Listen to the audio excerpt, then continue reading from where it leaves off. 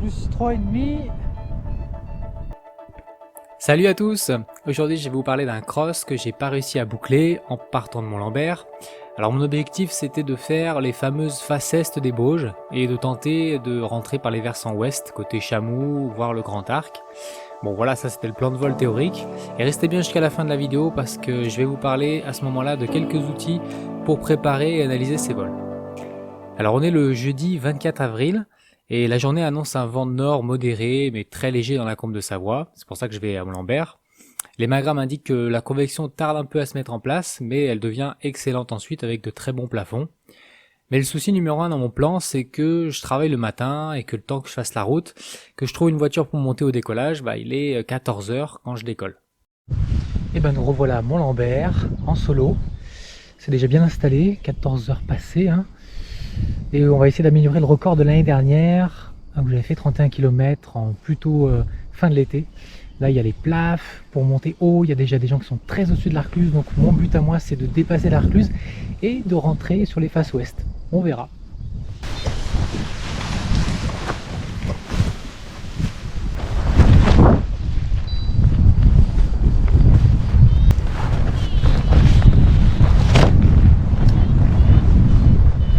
C'est parti. Et on va essayer de perdre le moins de temps possible sur l'extraction. Alors ça monte gentiment, mais pas si facilement que ça. On monte tous tout doucement au Charvet, ça va prendre pratiquement 30 minutes. Et aujourd'hui, vu l'heure, les meilleurs thermiques ne sont pas dans les combes habituelles. À cet endroit, il y a à peine de quoi se mettre en attente. Jusqu'à présent, j'étais plutôt tout seul sur ma petite crête pour sortir. Là, je vais rejoindre la grappe principale. Il va falloir se méfier des priorités. Au moins, on enroule tous dans le même sens, c'est déjà ça. Plus je vais chercher au sud, plus ça marche. Et il faudra bien rester plutôt sur la partie exposée sud, parce que dès que je reviens vers la combe, ça zérote un peu, les petites bulles me font à peine gagner 50 mètres, alors qu'au sud c'est bien mieux.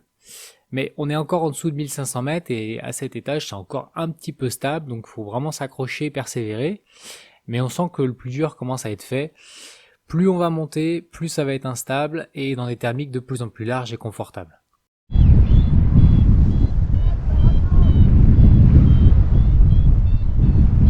Ça y est, je crois que on est en train de finir l'extraction là, au Charvet. Putain, ça a mis un moment, ça a bloqué un bon moment là sous le déco. Je crois que ça y est, on arrive à l'étage intéressant. Alors au-dessus du Charvet, c'est là que je vais croiser Mathias. J'entends à côté de moi crier mon nom, mais je reconnais pas du tout la voile. Mathias de la chaîne live des animateurs sécurité, qui est parti de Marlan ce matin. Allez, je suis sorti à 1950 à peu près. Je suis pas tout à fait au plafond, mais je vais cheminer un petit peu vers le Mont Pelat. Je traverserai, je vais tenter quand même l'Arcluse et les faces est.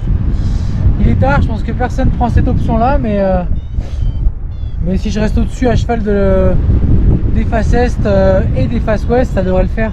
Toutes les autres voiles, elles partent dans les Bauges, on est seulement 2 ou 3 à aller sur l'Arcluse. Le long du cheminement, il y a du bon gros thermique, je me laisse monter le plus haut possible, comme ça j'entame la transition avec une énorme marge pour la raccroche. Pas très loin du plaf finalement là. Ah, quelle journée extraordinaire! Début un peu galère, mais là si on se maintient dans la haute altitude, ça devrait bien aller. Toujours mieux quand on est haut. Fallait être patient quoi, et pas se jeter sur le cheminement tout de suite. C'était capricieux Mont-Lambert à 14 h. Voilà, je vais viser la face sud de l'Arcluse. Je vais me mettre sous le nuage là. J'ai une voile de vent qui m'indique peut-être quelque chose, mais il faudra vite remonter.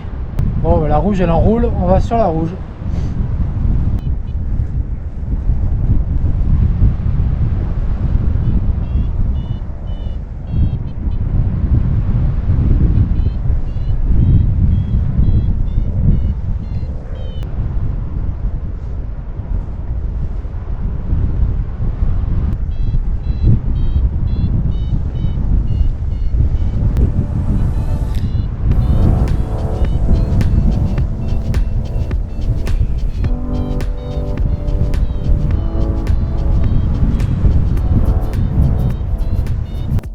Allez, ça c'est efficace, pas de temps perdu ici. Ça compense un petit peu le début, boum, je m'expédie quasi à 2500 mètres pour être bien confortable et rapide sur le cheminement. Plus 3,5. Magnifique. Je suis passé là il y a 3 semaines, c'était beaucoup plus enneigé, hein. Ça fond vitesse grand V. Allez, je pars à l'assaut des Facestes des Bauges que j'ai envie de voir. 2500 mètres, je quitte l'Arcluse. Enfin, je passe au-dessus du col.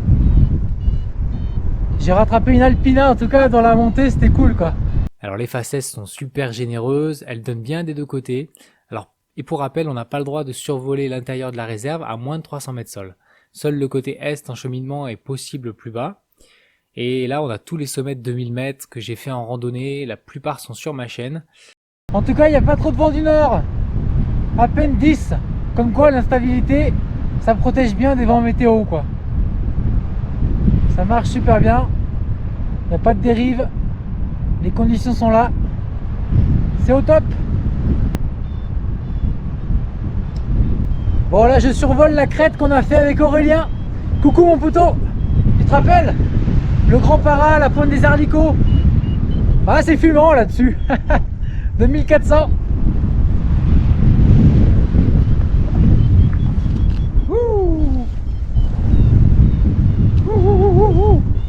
Et après la pointe des Ars là-bas au fond.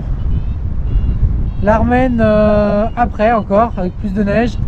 Le Péclo à sa gauche avec des beaux cumes dessus, mais là on est dans la réserve sur le côté.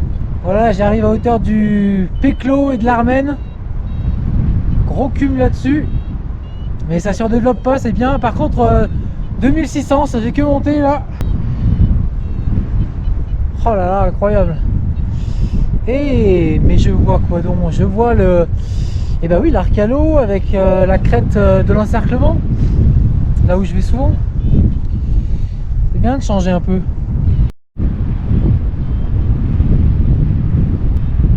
Bon, si vous appréciez la vidéo, mettez-moi un pouce et un commentaire. C'est trop agréable là. Ouh. Oh la vache, le boulet de canon. Plus 6. Il y a eu une bonne dégueulante avant. C'était que le thermique était devant quoi. Bim. Voilà, j'arrive sur le Grand Roc.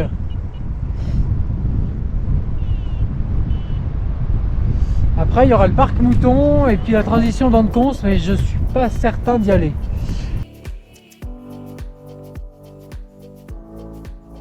Bon là on a Albertville évidemment. À ma droite il y a le Grand Arc où peut-être j'irai raccrocher tout à l'heure. On verra. Et puis après, c'est l'inconnu pour moi. Je connais seulement les sommets de nom. Et j'arrive du coup devant le parc du Mouton. Ça commence à d'ailleurs fortement me descendre, jusqu'à -2, -3 mètres par seconde. Alors dans ces cas-là, soit on est sous le vent d'un gros thermique et on subit un peu, mais on peut s'attendre à une belle récompense ensuite si ça dure pas trop. Soit on est sous le vent d'un relief en face de nous. Alors là ça va pas, je suis sous le vent du parc Mouton. J'ai le vent du nord qui arrive droit devant, j'ai la crête qui fait des petites turbulences. Pas grand chose mais ça me fait dégueuler. Mais l'aile qui est devant elle est bien remontée là au niveau du col. Et ouf, je remonte dans un beau +2 intégré jusqu'à 2500 mètres. Allez, on va direction la dent de Cons là. Je ferai demi-tour à ce moment là si ça continue à bien marcher. J'arrive sous le cumulus qui s'est formé au sud de la dent de Cons. À suivre. Ouh. Bon, la caméra se coupe à partir de là et c'est le moment du cross où une partie de mon sort va se jouer et on y reviendra après. Alors là, il est 15h20 et tant que je suis haut, je décide quand même de tenter d'aller jusqu'à la dent de Cons. Il y a le col de Tamier à franchir, mais je raccroche très facilement sur une face sud à la Belle Étoile, donc aucun problème. En chemin, je trouve qu'il y a un peu plus de turbulence. Dans un thermique, je prends 2 petites fermetures en même temps, continue jusqu'à la dent de Cons, sans souci. Eh bien, j'arrive à 2430 mètres sur le bout. En face, j'ai le Charvin et les Aravis qui se dressent devant moi, mais ça serait vraiment pas raisonnable d'aller plus loin. Donc je fais bien demi-tour, mais avant le départ de la Belle Étoile, je me fais un peu descendre. J'arrive plus qu'à 2000 mètres au bout de la Belle Étoile. Et là, j'hésite à retourner en arrière pour reprendre quelque chose. Au risque d'encore rien trouver et de partir peut-être plus bas. Alors finalement, je transite quand même. Je pars sur le parc du Mouton. Mais je sais que c'est risqué. J'ai 2 soucis. Je suis pas assez haut par rapport à l'allée où je suis parti à 2500 mètres de l'autre côté. Et le raccrochage, cette fois-ci, se fait non plus sur une face sud, mais sur une face nord-est. Et bon, j'avais un espoir que la brise remonte et me fasse tenir un petit peu en dynamique dans cette zone-là. J'arrive du coup à 1500 mètres. Il n'y a pas grand chose, mais je m'y attendais un peu. La brise, elle remonte pas tellement, en fait, elle est plutôt latérale, donc je suis obligé de contourner et aller chercher la zone éclairée de l'autre côté de cette pente. Donc j'arrive assez bas de l'autre côté, dans une combe très étroite, et c'est vraiment compliqué d'exploiter quelque chose ici, même se maintenir, c'est pas évident. Donc là, j'ai pas le choix. Il faut que je parte en fuite. Je suis piégé sur les faces est. Voilà, je suis dans la merde. Les faces est, à 15h, 16h, ça va plus. Bon, je surfe un peu sur la forêt qui est encore un peu éclairée. Ça me donne 2-3 petites bulles que j'essaie d'enrouler. Mais j'ai aucune chance de refaire l'extraction à cette heure-là et de me retrouver en haut des falaises. Donc je trace, voilà, je prends tout ce que je peux et je finis par poser en sécurité. Et je suis encore à 10 km de l'atterrissage officiel. Faudra faire la suite en stop. Bon voilà, je suis posé. Vous en doutez, je suis pas posé à l'atterrissage officiel, je suis vaché. Bon, même si je suis vaché, je suis bien content d'avoir tenté des nouvelles choses aujourd'hui et d'avoir improvisé. C'est quand même assez formateur. Mais ne quittez pas. Maintenant, on va revenir sur le moment clé et je vais vous parler de quelques outils sympathiques pour ça. Alors, on se retrouve sur un outil que j'espère vous connaissez tous, c'est Spotter. Et ils font des mises à jour régulièrement et là ils ont ajouté plein de fonctions sympas. Par exemple, on peut calculer une transition. Si on revient sur mon erreur du col de Tamier par exemple, au retour, je pars à 2000 mètres, et ben si on clique sur le point d'où on part, ça calcule d'abord comment I can fly en décollant du sommet, mais on peut rajouter de l'altitude à partir de ce point, comme si on partait en transition du sommet. Donc mettons que je sois parti à 2500 mètres, voilà, on a la portée théorique de ma voile.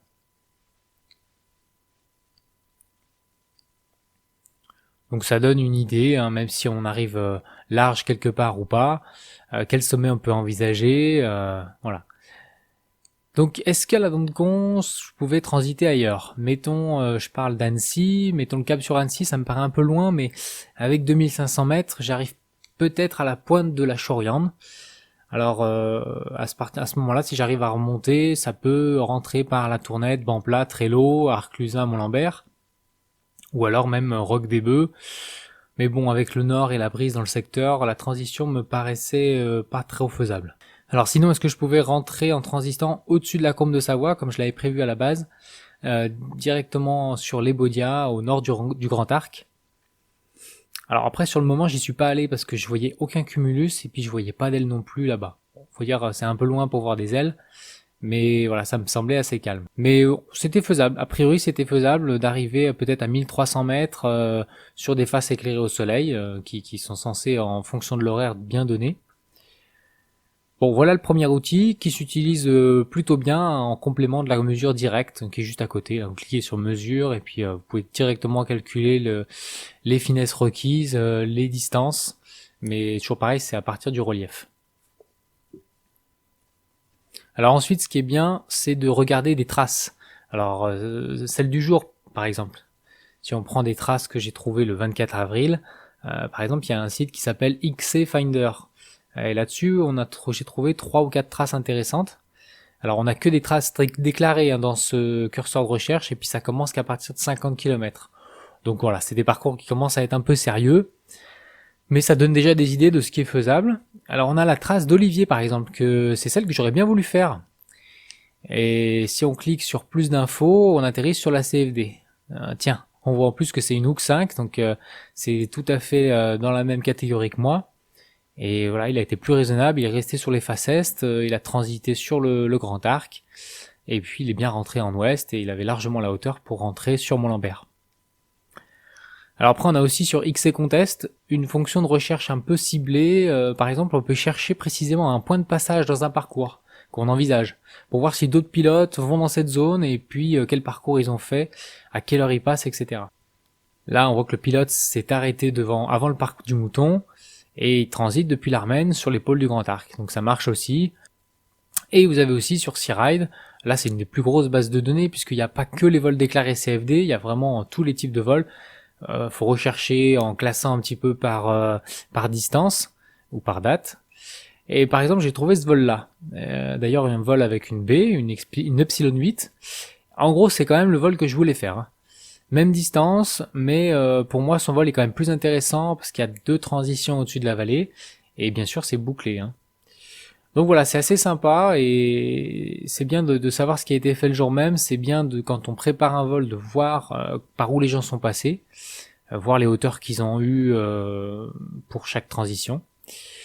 Et puis enfin, on a l'outil XC Planner où là vous pouvez calculer vous-même toutes les branches pour voir combien vous allez faire en termes de kilomètres, combien ça va vous prendre en termes de temps, suivant une certaine vitesse moyenne. Enfin, il y a plein d'outils. Voilà, là c'est qu'une ébauche. C'est ce que j'ai complété de mes outils que j'utilisais jusqu'à présent.